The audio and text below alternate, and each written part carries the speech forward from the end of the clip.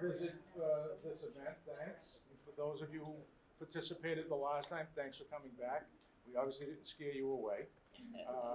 But I think the feedback we got from the first event was positive. People seemed to enjoy it, so we'll keep doing it. For the new folks, the goal is to record people's memories of growing up in Newbury, Byfield, Plum Island, as part of our local history room. We're trying to catalog and make everything as easy to find as possible, and we felt that having an audio component to that would be helpful going forward. It gives people an opportunity to understand what it was like living in this town over the years. So people shared a lot of information. It was kind of free-flowing.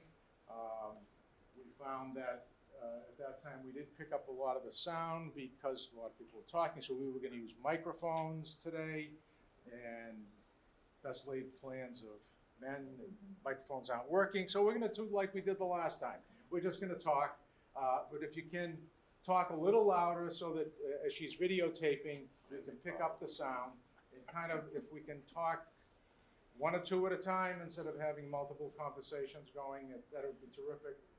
And we'll, as I keep saying in all of our planning sessions, this is a work in progress, and we'll keep doing it until we get it semi-right.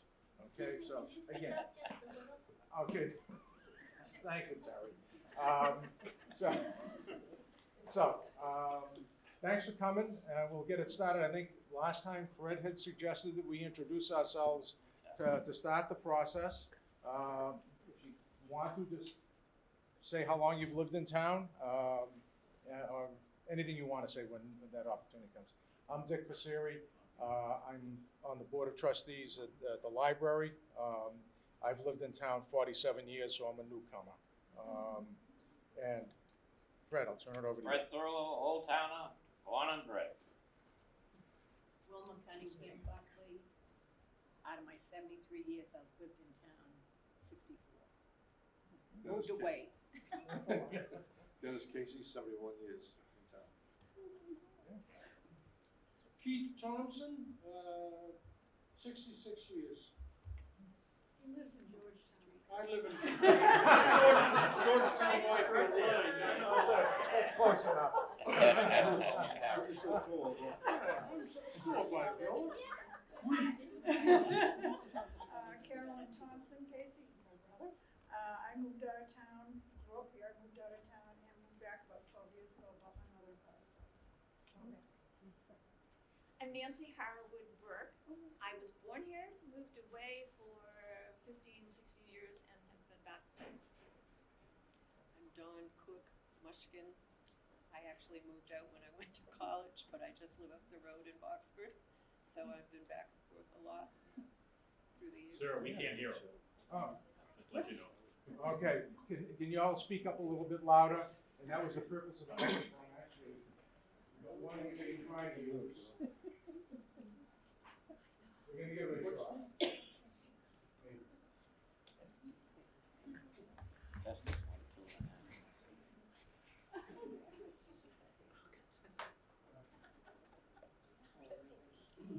Sounds dead. Yeah.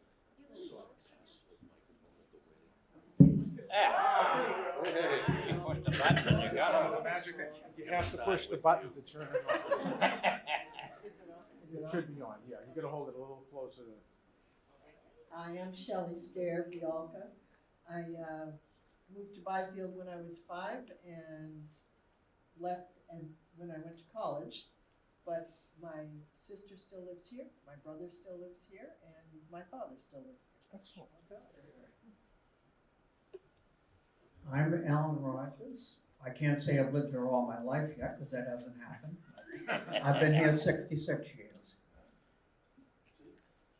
Jack Rybicki moved here in 1995 to raise a family, so we've been here 25 years. Joyce Stair, married Jeff, and we moved here in 35. 35. No, sorry. Yeah. I feel 35. We've been here, I've been here 35 years. We brought both our children up here, and moved here, although I had my doubts. I was brought up in Newburyport. And Byfield kept losing power all the time. I didn't want to move here, but I'm glad we did. We still do lose power all the time. I'm Jeff Stair, Shelley and Andy's brother. Lived here for 65 years.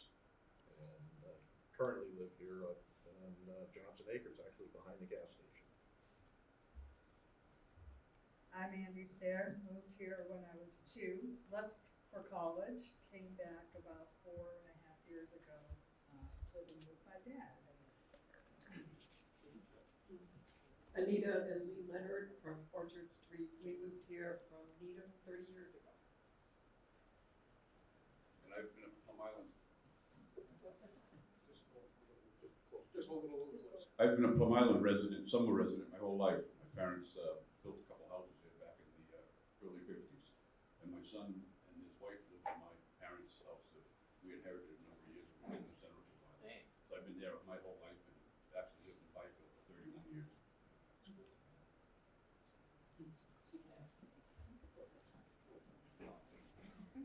Margie Carroll, and I'm a newbie, 6 years. Stella Passeri, 47 years. Jane Wolf, I don't live here. Although sometimes I feel like I do. I'm a librarian here at the library. I'm Terry Litteris. I'm one of the trustees. I live on Plum Island. I bought my cottage from Grace Daly in 1981 and winterized it and moved here in '89. But I've been coming since 1970.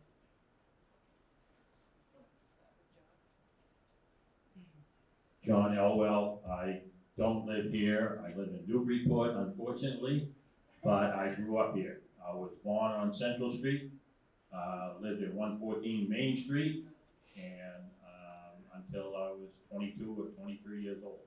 And I still consider myself a Byfielder. We. Evelyn Rogers Noyce, I was born on Main Street. In 2 weeks, it'll be 80 years.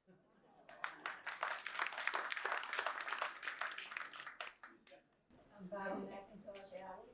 I never lived here, but I've been doing family genealogy on the Rogers side of the family. From there.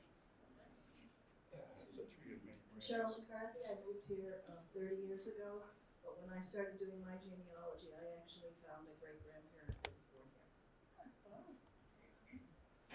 Sandy McDonald, been in Byfield for 60 years, love it.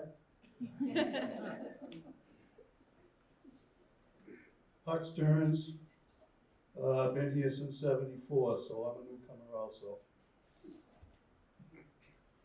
David Rock, born and bred here. I want to thank Shelley and Don for this class reunion. Hello, I'm Melvin Casey. I've been here since 1983, and I'm married to Dennis Casey. And my family, my father hung around with Byfielders, hunting and whatever. I'm Sue Feedwick Nagel, and I first moved into Academy Park, our first home in 1959. And I've lived here since. I'm Liz Harrington Armstrong, and I've lived here almost all my life. I was 6 months old, and so I've been here more than 80 years. In the same house, but always the same voting address. I went away, came back.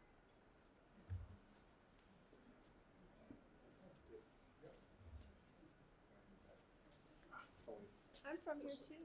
Oh, you're from, are you? I am. All right. You can go Then we first, gotta get please. this Hi, right. I'm Alexander Burke. Oh, yeah. Been in town since the mid-1980s. Married to Nancy Harlan Burke in fine town, great town. Sarah and Good, Sarah. Tony. Hey guys, I'm Sarah Berger. I'm 27. I've lived here for 26 years. I did technically live in Newburyport for 1 year of my life. But yeah, I live over on Middle Road and I've always lived there.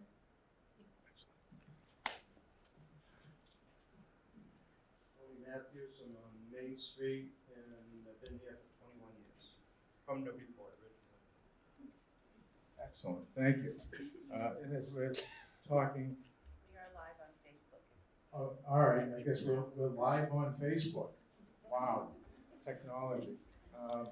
So I guess I thought we would talk about some specific things this time. Last time it was kind of freewheeling. And just to get it going, we said, maybe we should talk about where did people go to school? Triton is relatively new for some folks in town. What were the school options prior to that? You know, where did folks go to elementary school, high school, prior to Triton opening? What were some of the employment opportunities that existed in either side of town at that time as you were growing up? Just to kind of give some focus as to what we're talking about. And again, thinking about we're building this as part of our local history base, and those are kinds of things that would be of interest for people doing research going forward. So whoever wants to kick it off, we can use the mic, or if you want to talk up louder, we can get rid of this thing. So I'm going to start with Fred. School, Fred. Okay, well, you don't need the mic with me. Well, I went to Woodbridge School. Woodbridge School was 8 grades, 2 in each class. So first and second were together, third and fourth, fifth and sixth, seventh and eighth. And that was, I think the same thing was in Byfield, basically. Yeah, and that's the way it went. I was the last class to graduate. I am 77. I was the last class to graduate out of Woodbridge School, and then Triton started. So that was the end of the 8th grade in Woodbridge School. And from then, we had an option. You could go to Newburyport High School, or if you can pass the entrance exam for Governor Dummer, and John Elwell's over there, and he went there. I haven't seen him in 100 years, and I'm only 77. But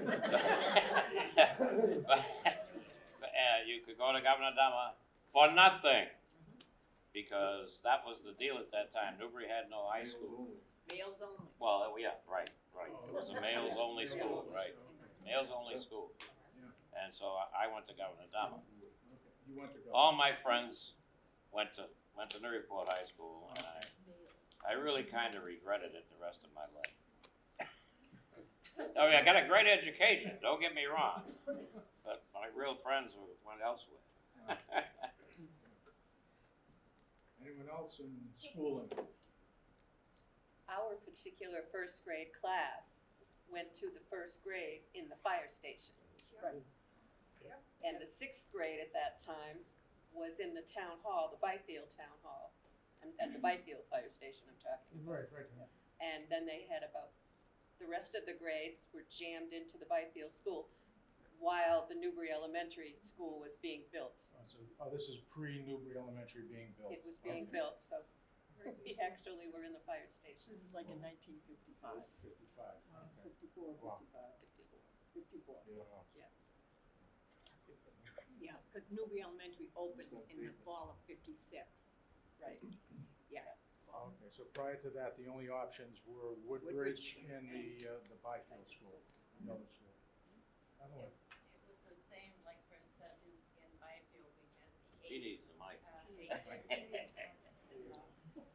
8 grades, 2 in each room, and from there we went to Newburyport High, and I found it detrimental because our family only had one car, which my father took to work naturally, and there were no late buses, so we couldn't really stay for extra activities.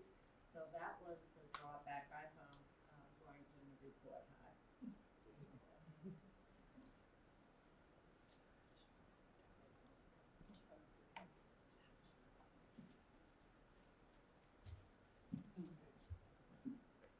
I went to the Byfield School, and I have to, and John, you back me up on this.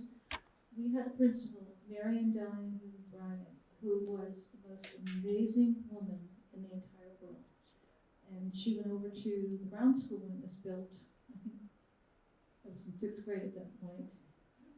And she taught.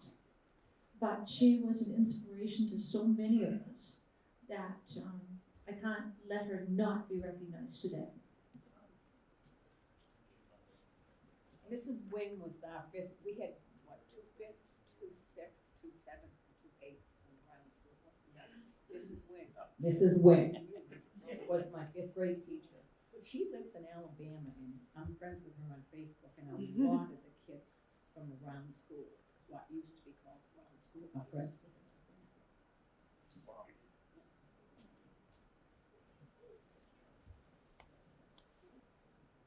I would just add to what Nancy said.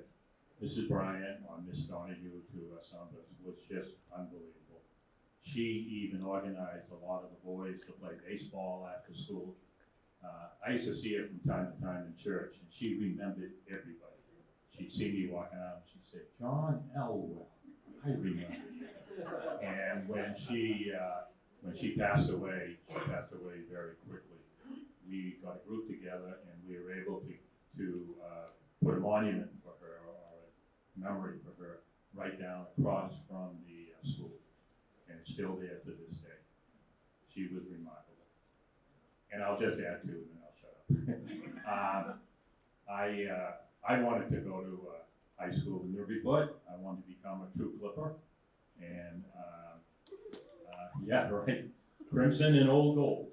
And but my parents had other ideas, and as was just stated right over here, back then, if you passed the test and you lived in Byfield, you could go to Governor Dummer Academy, as it should be called.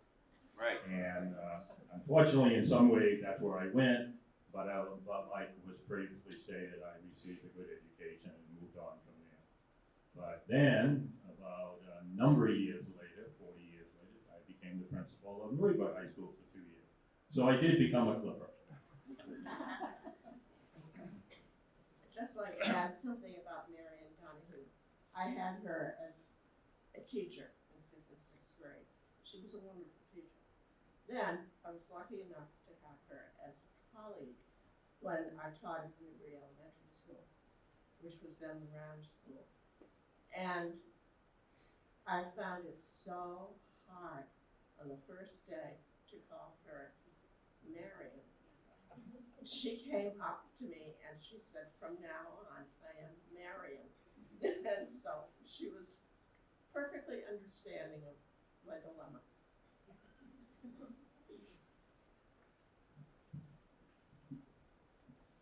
I had Mrs. Bryant as a teacher around school, and I don't know if you remember, about 15 years ago, they had a get-together. They had a get-together over at the Yellow School before it was sold, and she was there, and she walked right up to me. I haven't seen her in 30 years. "Carolyn Thompson, how are you doing?" I don't know how she remembered my name. But I was going to say, we had, nowadays they have kindergarten in schools. Back then they didn't. But in Byfield, we had one on Forest Street. It was called Happy Time School. It was a kindergarten.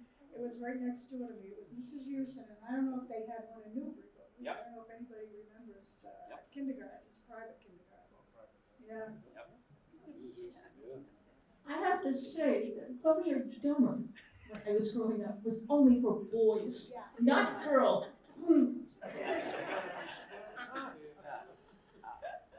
You don't I don't need that, but I've heard all these teacher memories, so I have to have a teacher memory, which isn't so good. 3rd and 4th grade, I had Mrs. Wright. And Mrs. Wright she was a great teacher, but the boys all had to sit up front because they were nothing but trouble. And when she'd get at you, she'd grab you by the chin, just like this, and haul you up in front of the class. Then, of course, you'd have to sit down in the back for a while. She was a son of a gun for us boys. Son of a gun. And then, 5th and 6th grade, I had Becky Swisher. And when I went into the 7th grade, and she hated my guts. And when I went into the 7th grade, there's Becky Swisher. She's my teacher for the 7th and 8th grade because her daughter went into the 5th grade and she couldn't teach her daughter, so she had to be moved. I had her for 4 years and she hated my guts for 4 years. I had a couple of memories about Byfield School. I moved there when I was just turned 7 years old, so it was the 2nd grade. And I kind of had a crush, I think all the guys did, on this gal named Perry Sager. She was the daughter of the governor headmaster at the time. But she later grew up. She married a Newburyporter named Ron McFarland. And they in turn moved to California and had a son who was the Hollywood producer, Seth MacFarlane, Family Guy, where that came from. The other thing I remember about that same year, 2nd grade, was a woman from Ma Bell came in carrying this huge box of dial mechanisms for telephone, something the public hadn't seen yet, and passed around to all of us kids, just the mechanism. These are real telephone dialers, not the telephone itself. And we spent the whole class learning how to dial a telephone. I'll just make a correction. Art Sager was the public speaking. You remember that? He was public speaking teacher over there. He taught all over the world. That's the kind of teachers I had. Yep. Well, a couple things. My 5th grade teacher, Mrs. Wing, that I'm friends with on Facebook, she wants me to call her mama. I can't do it. And I told her I'm sorry. She said, oh, but you know, at my age and your age, and I said, no. I was taught that you were Mrs. Wing. Oh, I understand that one. Mrs. Wright, I brought the roundup from the class of 60 when we graduated. Can't hear you. I brought this in from the class of 60, the roundup, okay? One of my classmates, Fred just mentioned, Mrs. Wright. Dick Berry, I don't know where he is, if he's alive or not, but he was left-handed. And left-handed people just don't write right, I guess. Oh, they think so anyways. And I can see her taking a ruler and slapping his knuckles with that ruler because she didn't like the way he was writing. Many years later, I raised 3 girls on Scotland Road. My middle daughter is left-handed. At that time, they were needing to add on to the round school again, I think, because she did like 1 year in Byfield or something, and I forget the teacher's name that she had. My daughter still knows her name. And she called me in and she said, because Julia's left-handed, and she penmanship. And she kind of crooked her hand a little bit doing it. And she said she shouldn't do that. It's going to hurt her hand. She shouldn't do it. And I said, yeah, but look at the penmanship. And to this day, that girl is 51 years old and she still holds pen like that. So, teachers. One thing I'd like to add, it sounded like I was putting Governor Dummer down because I was unhappy, but I went to UNH and I went to BU. I never had teachers anywhere near the caliber of what we got at Governor Dummer. They really were good. Yeah. And I'm sure they are today. Well, I went to the Byfield School from 1st grade through 4th grade. I had the same teacher in the 1st grade as I had in 3rd grade. Can't remember her name, but I do remember Mrs. Hodgkins, I think it was, from 2nd grade. Yeah, 2nd grade. And then when I went over to the round school, or Newbury Elementary, I had Liz Harrington in 5th grade, which was kind of funny to see her here today. So that's my schooling experience. And then I went to Newburyport. I was in the last regional class at Newburyport High School. I graduated in 70, and then Triton opened. So Triton opened in 71. My brother graduated last Okay. No, 73. I think Steve Any other schooling memories? Yeah, I got one more, but go ahead. Go ahead. No? No, you can talk. You can talk over her. All right. Alright, well, my memories are not that great of school. Anyway, I went to the round school for first grade and had Mrs. Manthorn. She was a wonderful woman. I was in second grade at the Byfield School, Mrs. Hodgkins. It's not as good. Third grade, I had Mrs. Way with Mrs. Dixon, the co-top. And then fourth grade, Mrs. Carroll, which I don't know if anybody else was there. She started a program where Gubby boys in science would come in once a week, and we would do a study program, and they would do science with us. Did they do that before, or was that just with her? Did you say Gubby Boys? Yeah, Gubby boys. Gubby Yeah. boys. Okay. My brother went That's what to Governor Dummer, my eldest brother, on that town scholar program. And Mrs. Bryant, I was the youngest of 5, but the day my parents would go out for coffee and all, the day my father passed away, whenever he saw her, she would ask after every one of us. And how she ever remembered all of us, I do not know. And Mrs. Swisher, my sister used to say, how is she teaching math? She couldn't get lunch money straight. Fred, you had one? All right, this is a general thing, and we real older ones will remember this, but Newburyport High School, this has got nothing to do with Newbury. That's right. Newburyport High School in those days had students from Newbury, part of Rowley, and Salisbury, and I believe part of Seabrook, but I'm not positive about that. Amesbury High School had students from Salisbury, and they had students from Southampton, New Hampshire. Oh, wow. So the options for Byfield Newbury kids was either Governor Dummer or Newburyport High. Right. Georgetown wasn't an option, Ipswich wasn't an option for anybody. So No, Rowley got split between Ipswich and Newbury. So you automatically transitioned from 8th grade into Newburyport High School. Oh, okay. All right. Does anybody remember, or the way I remember it, we had that new wing at Newburyport High School, home ec and woodworking and shop and stuff like that. And if I understand the story right, they were making the 3 towns, Newbury, Rowley, and Salisbury, pay for that wing. That's what started the Triton Regional School District. Oh. And after they left, they tore it down. The wing that's there now is not the original wing at Newburyport High School. And class of 64, which is when I graduated from Newburyport, at that time was the largest class. Well, she said, I believe, my brother Steve graduated, and the first graduating class of Triton, the class of 71.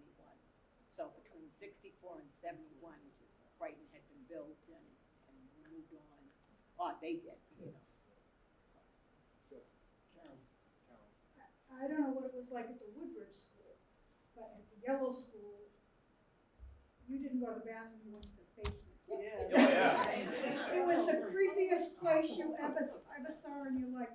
You had to walk across this raised cement thing. I don't doubt it. Oh Go my God, upstairs what's to the same? these basements, and when you walked across the raised area, down below they had old dentist chairs. Oh, it was just the creepiest place you ever saw. And did it flood? I don't remember that, did it? Yeah, same as Woodbridge School. It was horrible. See what we went through. Yeah, actually, one of our daughters, even though we were in Byfield, wound up going to Woodbridge, and I remember them describing the basement. It was like... Yeah, when they converted it over, they raised the basement. Yeah. When I first started school, we had inkwells in our desks.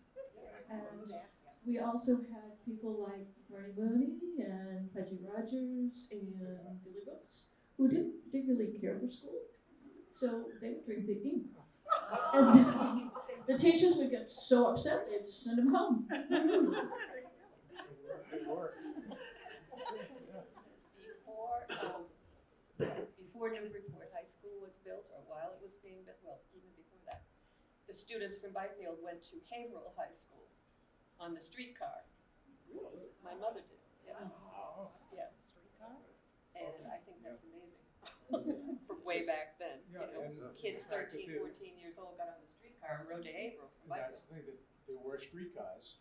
Yep. in Oh, town. yeah. Yep. I mean, that's. Back that again, far, yeah. Yeah. Yeah, oh, yes. 2 years. She went to Newbury. Oh, okay. Dorothy Rock. Dorothy Rock. She went up to, she went up to Haverhill and graduated from Haverhill High. Okay, I didn't realize that. Yeah. She was actually, when I met her, she was in Peabody at that time. Yep. What year would that have been? Wow, testing my memory.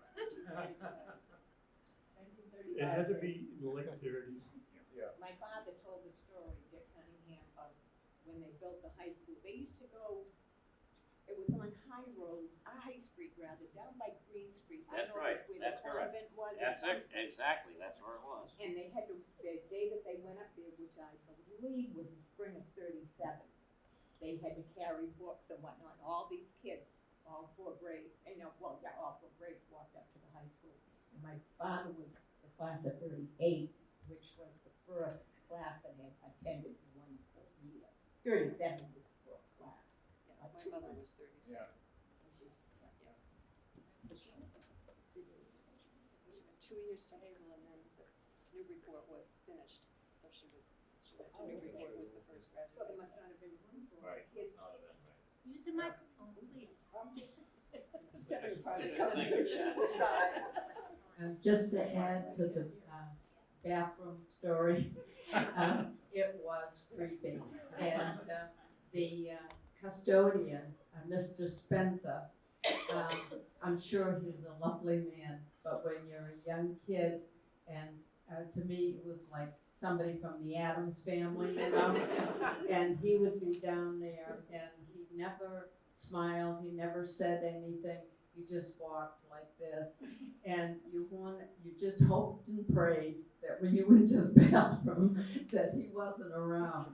And it was just so spooky, the whole scene of those bathrooms. I'll never forget them. Want to switch gears and go into, One more thing. yes, Sandy. Sandy McDonald. I went to the yellow school. It was first and second grades at the time, 2 first grades, 2 second grades. I also went to the brown school down Newbury, the elementary school. That was 3 through 6. I was in the first class that started in Triton, and I was a 1977 graduating class, was the first class that went all the way through 7 through 12 at Triton. And along with Triton came the advent of the fire horn in both Byfield and Newbury, which had sirens up to that point, and they put air whistles in when Triton came. I have a question. When did the Byfield School become the yellow school? It was always the Byfield School. You got your report cards from the Byfield School. And the school report, the town reports called it the Byfield School as opposed to the Woodbridge School. Which was also yellow. And I don't think you could say the yellow school because both of them were yellow. But we were from Byfield, nobody ever saw Woodbridge, so we called it the yellow school. Yeah, but we didn't know that. They never came to Old Town, they never came to Old Town. Yes. There was a teacher I wanted to mention, so she didn't forgotten. Doris Courier was the music teacher. Music teacher, yeah. Absolutely. She taught the whole town. My father also had her, so apparently she was in the system for a long time. But she taught you to read music. You didn't just sing. You learned to read notes, you learned the music, and then you sang the songs. She kept her pitch pipes stuffed down in her bra.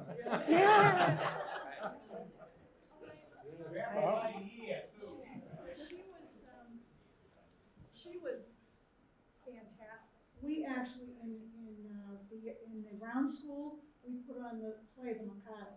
Do you remember that? I mean, with the costumes and everything, it was amazing for seventh and eighth graders to do something like that.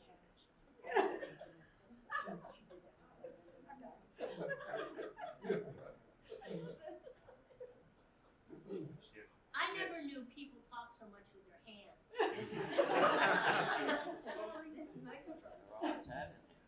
I guess I can't resist this one.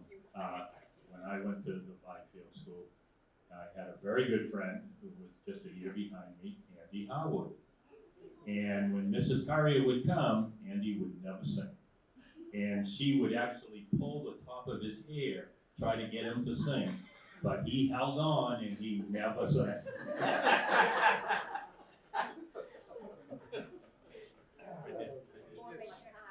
Mrs. Currier did HMS Pinafore. And I think it was the 5th and 6th grade. I don't think you said 7th and 8th for Mikado, but I think ours was in 4th.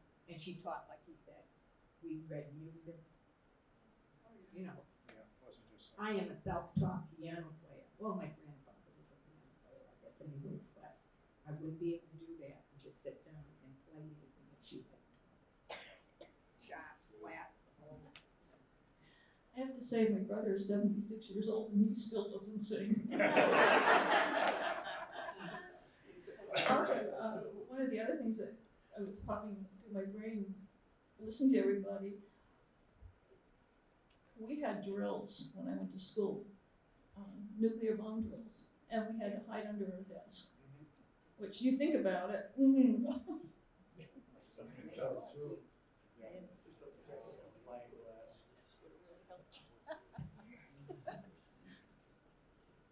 Just wanted to add about Mrs. Currier and her productions at the Round School. They were not really amateurs. We had makeup artists. My mother was one, you know, and she did a good job. But our costumes were, I was in the Mikado and the chorus. We all got kimonos, silk kimonos with opis from Japan. I don't know where they came from, but you do? Okay. Mr. McCormick, the principal, had an in with somebody, and he arranged for all of us to get real kimonos, and they were shipped from Japan for us. Yeah, they were quite elaborate productions, and we spent the entire year practicing.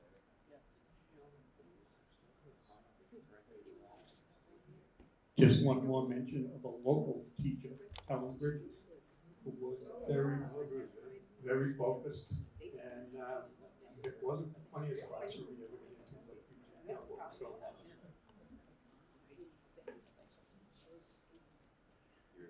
Mrs. Currier's productions. She also did productions for the two schools.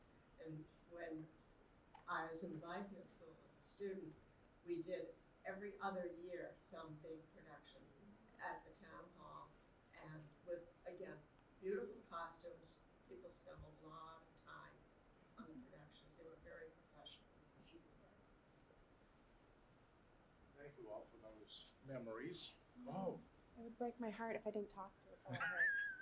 So, I mean, I know I'm a lot younger than everyone, but I had the most amazing person who ran through Newbury Elementary School named Mary Rogers.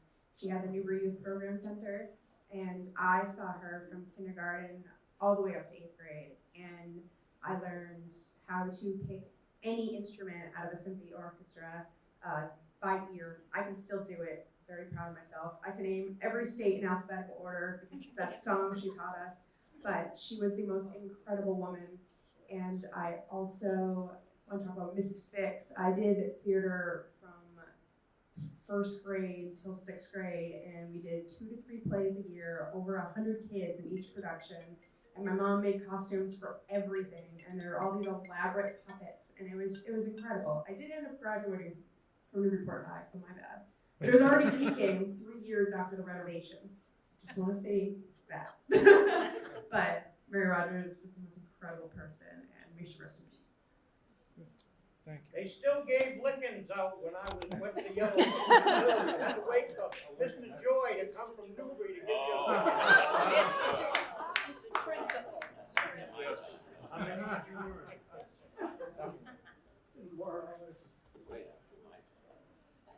was wondering if anyone remembered the Memorial Day productions that we did over to the town hall. That every year we had a Memorial Day program and our parents came. Anyone remember that? We don't.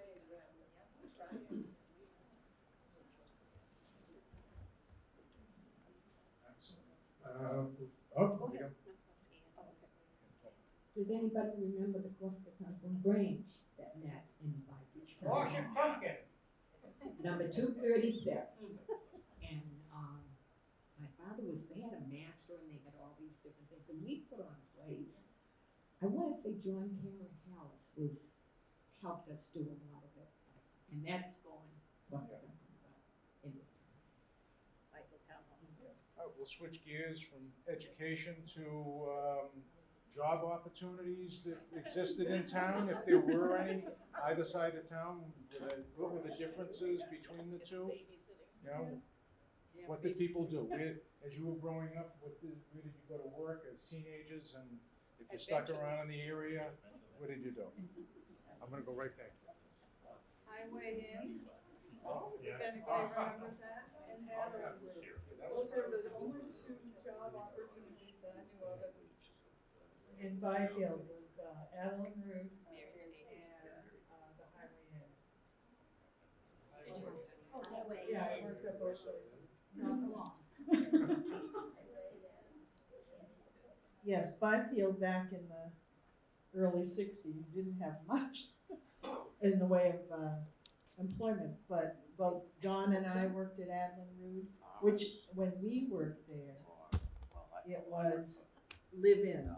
So we were maids and kitchen help and waitresses. Did you work with Grace Daly? She used to run the kitchen at Adlin Rood. No, it was Cecile Calderwood. Well, what was her? Wilson. And who was the cook? Viola. I don't know. Best cook in the world, though. That was lovely. It was in the summer, and you know, it was great. Great for our parents, great for us. And then the highway. They were kind of like polar opposites. They were great. You don't need this. No. In Old Town, I would say the job opportunities were, if you didn't want to work for a farmer, they were about non-existent. You worked in Newburyport. I worked for Malcolm Hudson on Plum Island, fishing boats. He was a terrific guy, like a second father to me. But that basically was Newburyport. Okay, it was Newburyport. So basically, Old Town was more farming at that time? Yeah, Or- much so, yeah. More so than Byfield? Wow, much so. The soil is totally different, yeah. Yeah. You don't grow rocks over there like you grow No, over in no, town. they're all in rows. Boulders everywhere. I started to come to Plum Island in 1969 after I graduated from college. And I had friends who had grown up in Newburyport. And we used to rent cottage together. But there were several businesses out there. There was a little mom and pop store where Mad Martha's is now.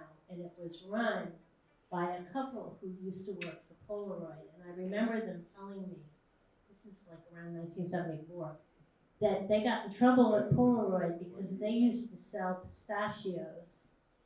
And they sold the ones with the red dye.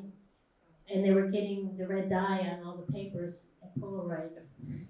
So they had to cut out the red pistachios. And that's when they decided if they knew enough to change the merchandise, they could have their own little store for a while. And they used to have kites. And I knew kids that worked for them too, and would deliver the food on the beach. That's when there were lifeguards too. That was another job. But also, the building on the corner, which has been changed into a residence, at one time, there used to be a little sign on it, Town Hall, right as you turn the corner on Northern Boulevard. And that is where the bakery, Alden Merrill started there. A lot of people don't know that. There's a lot of interesting stories out there. And people haven't talked too much about Plum Island here, so it's kind of interesting to me, the difference between Newbury and Newburyport that also exists out there. Who has street signs? Who has good sidewalks? Who has mail delivery?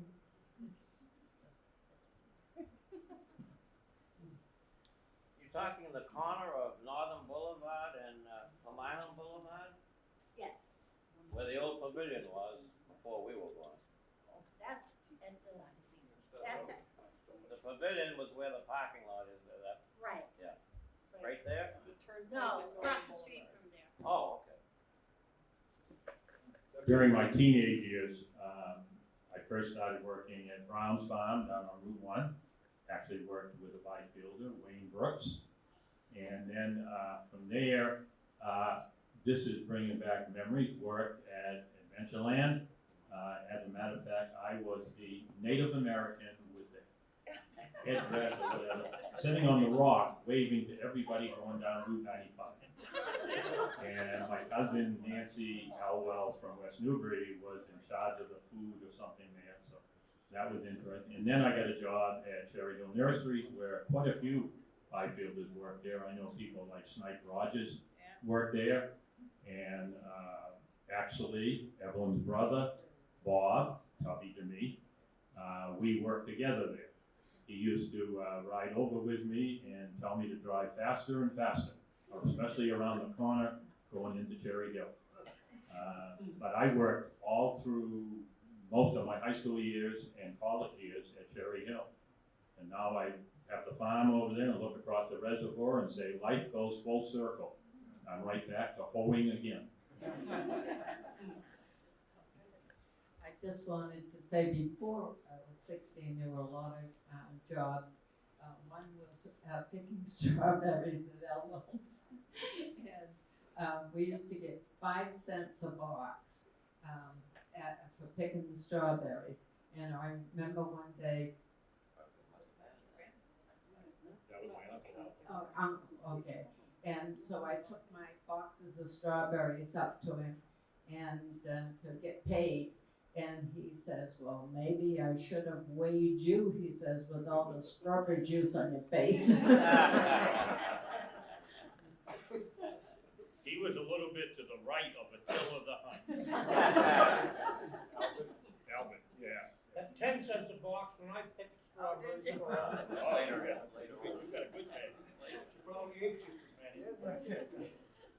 Another place we all worked at was Hojo's, Howard Johnson's, down on 95. And if you, yeah. Oh, that's right. When I There's used to- the Hojo's on both sides of the highway, yes.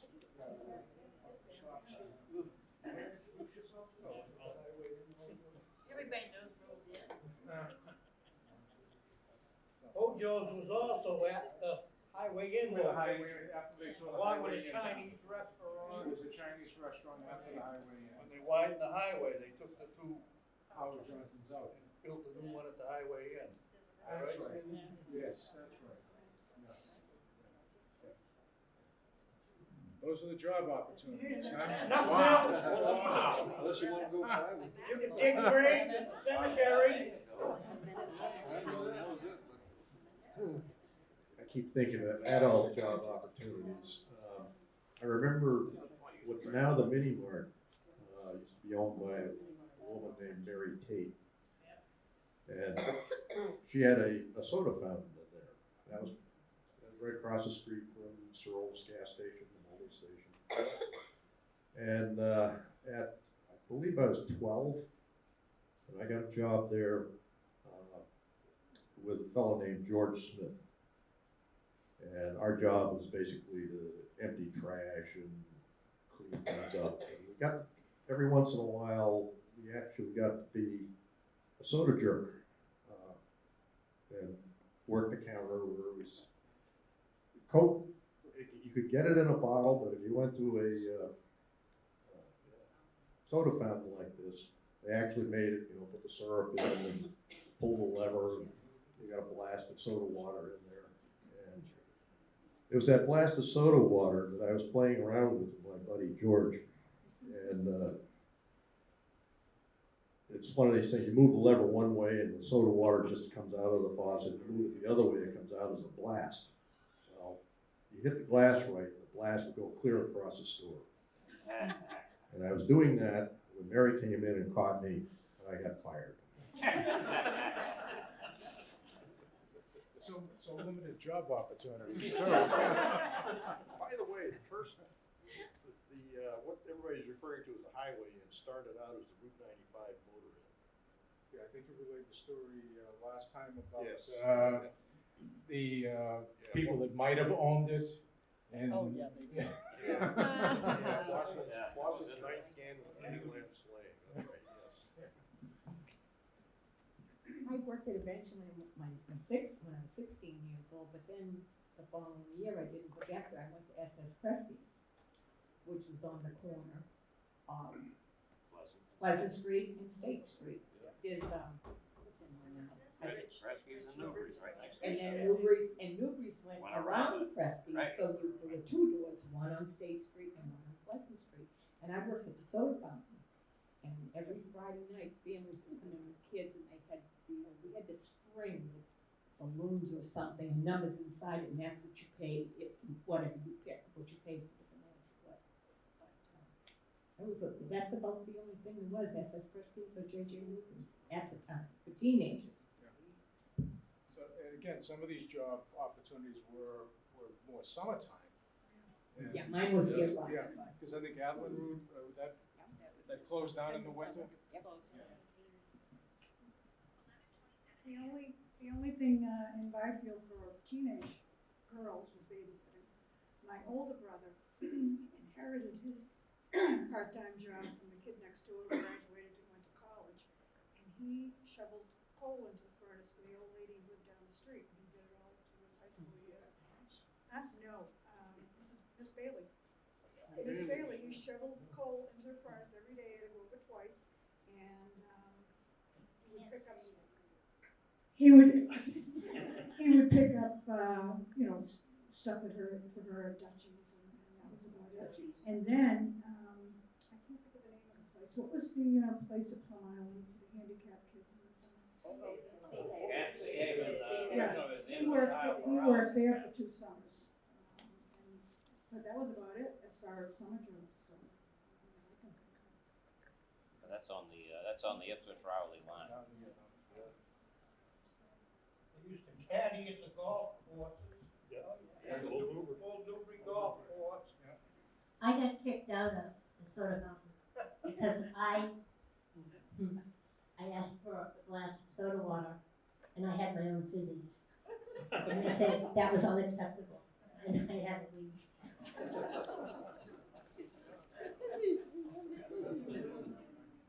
And there was always clamming. Yeah. And I did work at Adlin, also working for Roy Rogers, Roy Wilson. Roy Rogers was down on Locken Road. Roy Wilson cutting the grass and doing stuff there. Worked at Badger Farms, ice creams.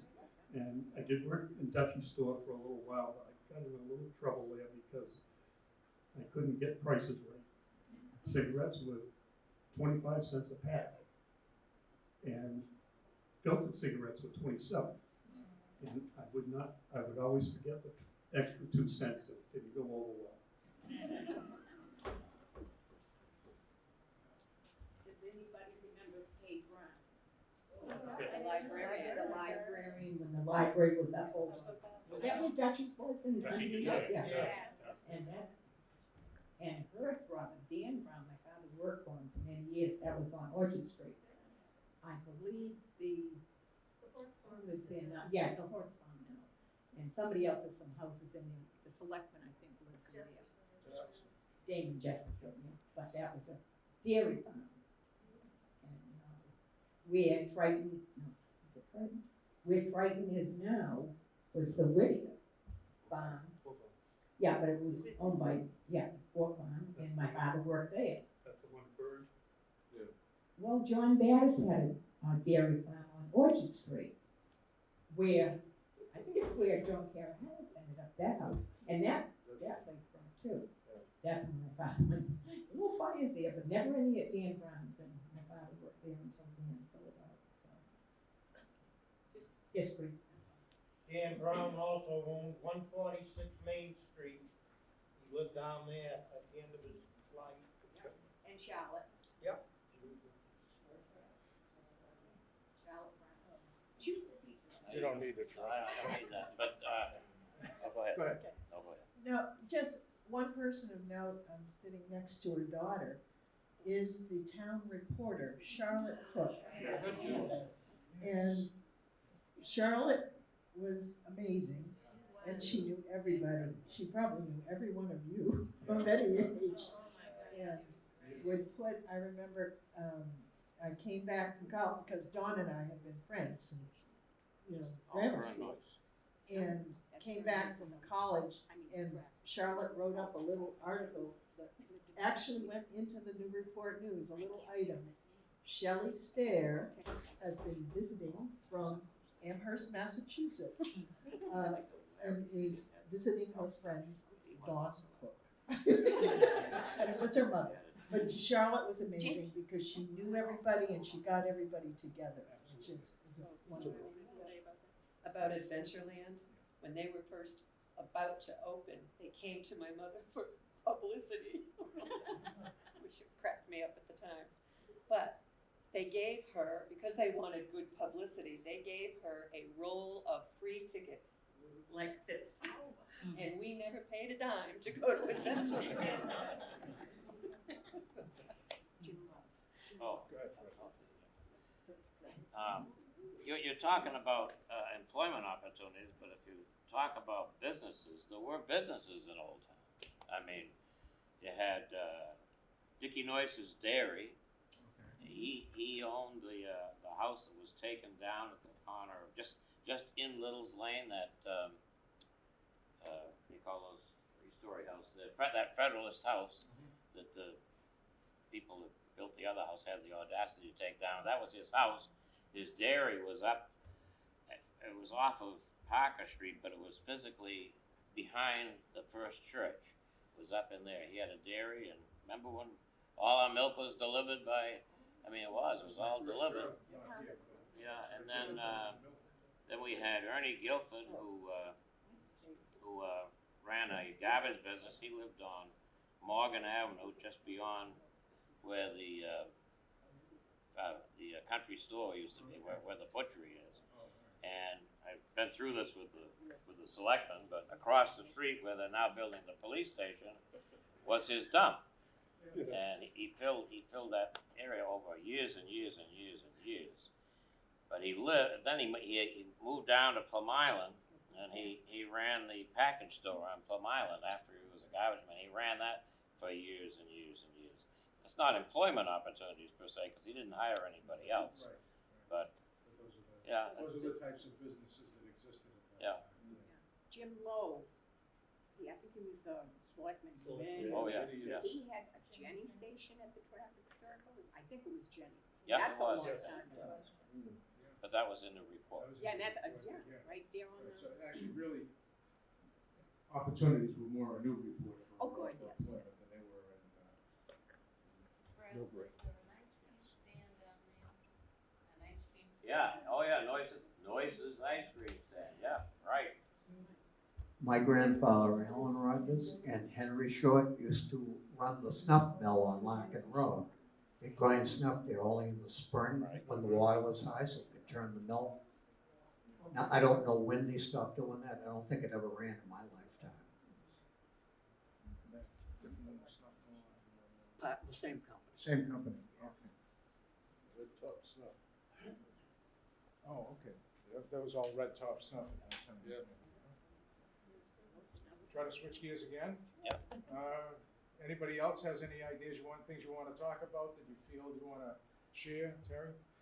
What kind of organized sports or activities did Organized you do as a sports kid? and activities for kids at that time. 4-H or anything? Basketball. Relievo. Organized sports, growing up in Blythefield, there was a great baseball team, boys only. Period.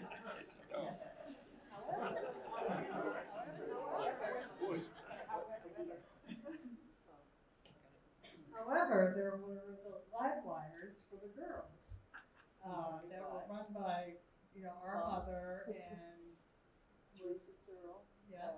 Teresa Searle. What's a live wire? It was, it's kind of like just an activities thing, where I was too young, I was the mascot. But my sister was in it, and, all the local girls, because the boys had Little League. The Girl Scouts, there were no Girl Scouts or Brownies troop in the area, so they created this for something for kids to do. And we did a lot of things. We were part of the gymnastics. We were part of there was a fundraiser at the town hall for a resident who had polio who was moving to California, and we did a fundraiser there, which was a talent show. So we did a lot of activities. What did you do for talent? Oh, you were the mascot. Well, no, I got to sing. I sang this endless song that had like 45 stanzas, and everybody thought I was done after the first one and the next one, and I got applause for 10 minutes after each speech. But there was also, they had, I think, tap dancing, and there was ballet, and, huh? Yes. Yes, early, late 50s, early 60s. How did you know you were a live wire? Did you have special clothing or anything? No, it's just you're a live wire. Shelley might know about the live wires. Did we have uniforms or anything? No. I think we didn't we meet at the same time that the boys were playing baseball? Yeah, we played. Yeah. So it was on the right here, actually, at Martha Pearson Playground, and Helene McPhail taught gymnastics. So we went through our routines of forward rolls and backward rolls and cartwheels and that sort of thing.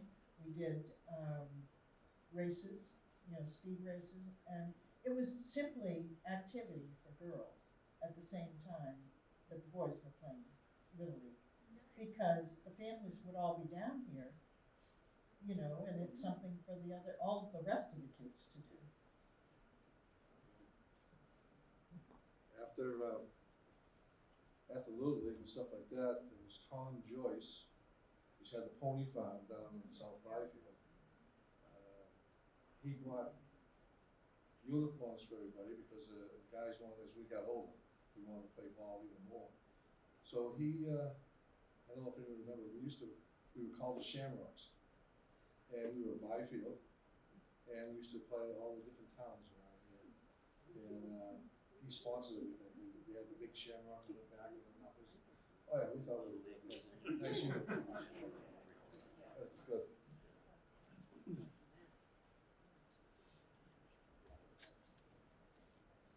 There was a Girl Scout troop in Newbury, and it was run by Allie Taylor and Myrna Stickney. And we used to go do projects in the old Parker Hall, that's where we met. And then we would go camping on what is now the Trustees Line off Newman Road. And that was the highlight of our time, was to go camping.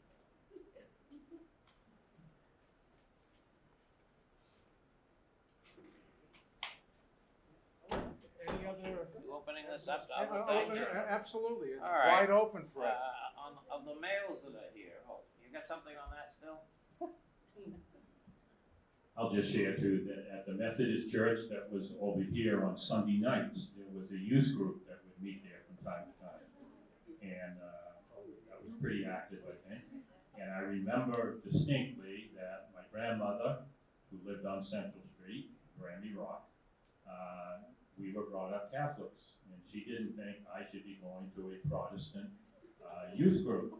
So she wanted me to ask Father Monahan in Georgetown, was that okay if I went? So we went to Mass. After Mass, I went over, I saw Father Monahan, and I explained to him. He said, no, I don't think that's a good idea.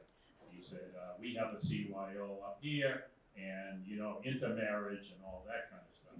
So I come out, I get in the back of my parents' car, and my mother said, what did Father Monahan say? I said, he said it was okay. And then I lived in fear for a whole year that they were going to check on it.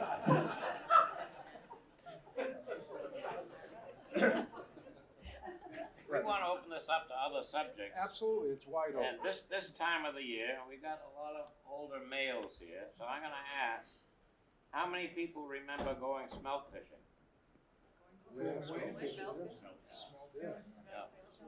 Smelt fishing on the Parker River. I'm just going to throw that out because All the shacks used to be out there. just sit down and think a minute. In those days, and this is back in, I'm going back in the 50s, they were on the ice before Christmas at Thurlow's Bridge.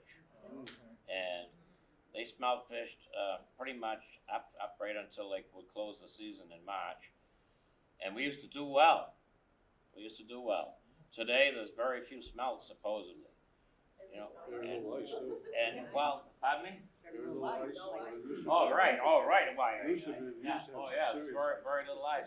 Parker River used to freeze solid in January, and I've walked from my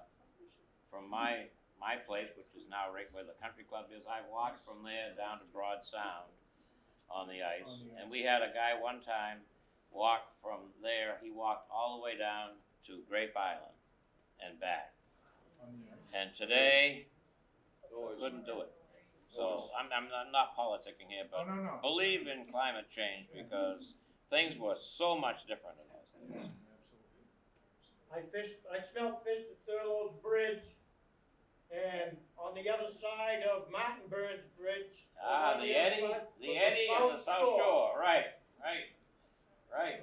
We never caught too many smelt, though. I did well one day at South Shore. Stayed warm though, didn't you? South Shore. Any other I thoughts wrote a about song, anything? Smelt Shack Blues. There's still a few smelt shacks there. Hold up on the Another event that used to take place was the Fireman's Ball. Yeah, and it was always a fun time to get together. Where was that? The gymnasium, that government. Got the highway in before that. The highway in before that, yeah. Matter of fact, I think Dick was one of the last chairpersons to run the ball. Yep. That was my assignment every year for a few years. Yes. What year was that?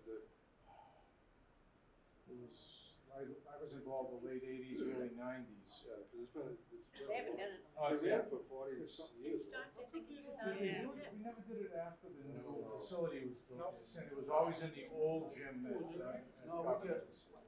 Was it in the new one? No, they wouldn't let us use it. They wouldn't let us But it was built. But it was built, okay. I don't know how many years. Oh, okay. The new field house. The new field house, yeah. we Yeah, never- it had that beautiful big Yeah, place it was down always there, in and they the, used to smell the old gym. in the gym. And protection number 2 ran a carnival on the upper green Yeah. for years and years and years and years and years. In June. Right here. Were there women in the fire department? Were there women in the fire department? Eventually, It was a zoo. yeah, I mean, into the, He started out in the ambulance they auxiliary, were ambulance auxiliary and then, ladies we auxiliary. had a couple that became fire. Couple insisted they wanted, if they're gonna work that hard, they wanna be able to vote, so. So, We yes. finally had a. They became members of the fire company. Because the fire companies were, and well, Byfield still is, Kathy a was private one of company. the first. And Old Town, the fire department was a private company also until recently when the town has acquired the property and all the equipment, but Byfield still is a private company. Yeah. 1922. Yeah. Frankie with him. Actually, we have Frankie's diaries and documents in the local history room. And these are the things that we're trying to preserve and make people aware of. Yes. They mentioned the carnival. Each town around here, there was a parade. I remember there was always, the clowns put on a little bonfire out here in front of the school.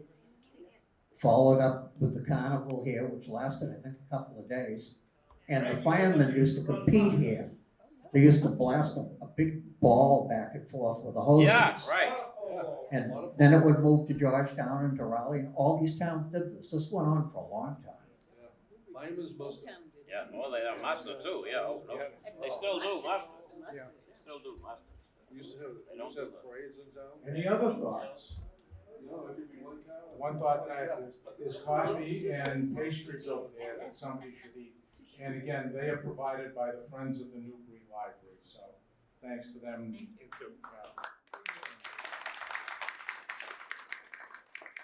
there any suggestions for discussion topics next time around?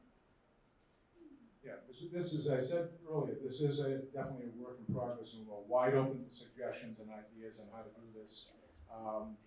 We know there are some people who couldn't make it on Saturdays. We're going to try to do some things in the early evening or afternoons during the week, maybe smaller groups. Also thinking about going to some of the senior housing at Quaker Hill and Oak Ridge. So again, those folks aren't able to get here. So we're wide open to suggestions. There's nothing cast in concrete about any of this. We're flying freelance here, so whatever ideas you have, we're wide open to them. How about, you notice we're all the same age group, so we grew up in town, a lot of the people like that.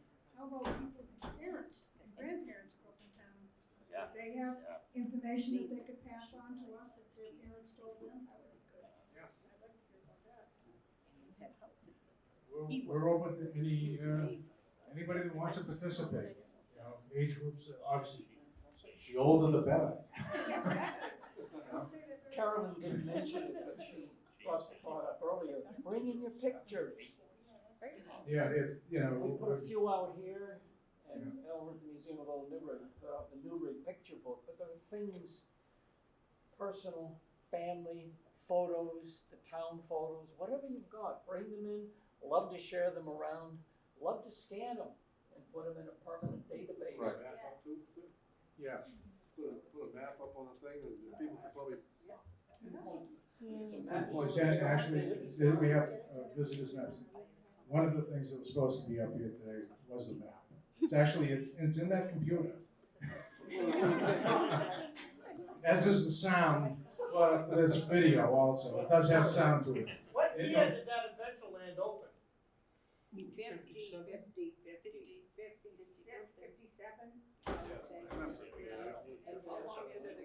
How long was it open? I didn't work there.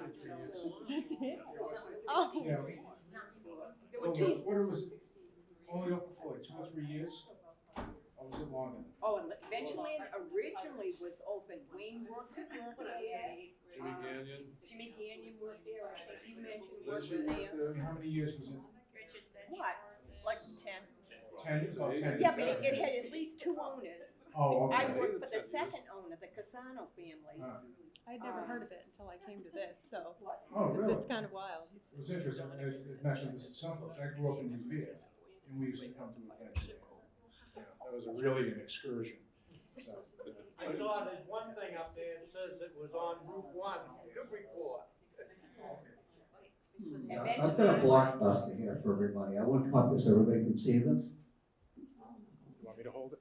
Yeah, if you would. George Washington Rogers, which goes back 4 generations in my family. He was in the 7th Cavalry under George Custer. And on the way into the Little Bighorn Valley, they got the chuck wagon stuck in the mud. George and 3 other soldiers got off the horses and try to rock the wheel loose.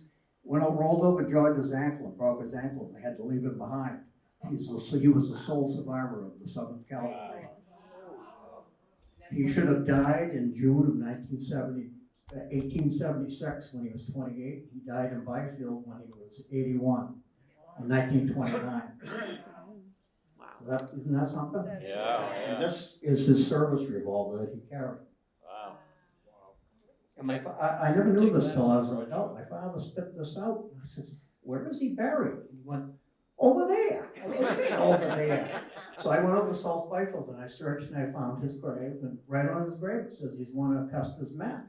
But if you looked at the grave, you'd have to scratch your head. So how can that be? He died in 1929. So that's.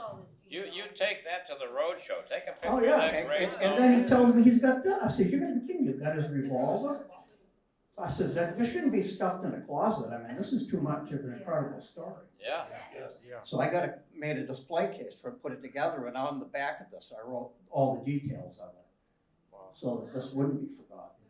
Yeah, you gotta go to the road show. Yes, yeah. Right. Thank you. Wow. And we'll keep doing this as we go forward. We'll probably do it every couple of 3 months, something like that, unless there's a hue and cry to do it more frequently. But I think that works out well.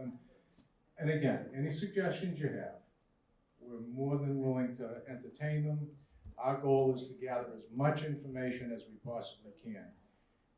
And Jane's responsibility, she is cataloging our local history room while doing her regular job also. So Jane gets to do that 3 hours every 2 weeks. 3 hours every 2 weeks. So it's gonna be it really truly is a work in progress. And one of our goals eventually is to make this a full-time thing, that we can have something and Jane is getting some archivist training also, so that we can really document and preserve this stuff. So that's our goal going forward.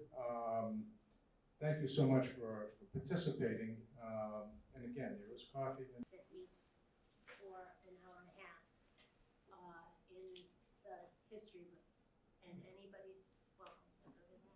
Yeah, the other thing I always want to mention is that Ancestry.com is available on our computers here. So if you want to do some ancestry research free, just come and get onto the computer and you can do it instead of having to pay for the cost of it. Yeah. Really? And also, they also have the access to the American Ancestors, the group that's on Newbury Street and all the historical stuff. Okay, good. So we are a resource for doing family research, so please take advantage of us.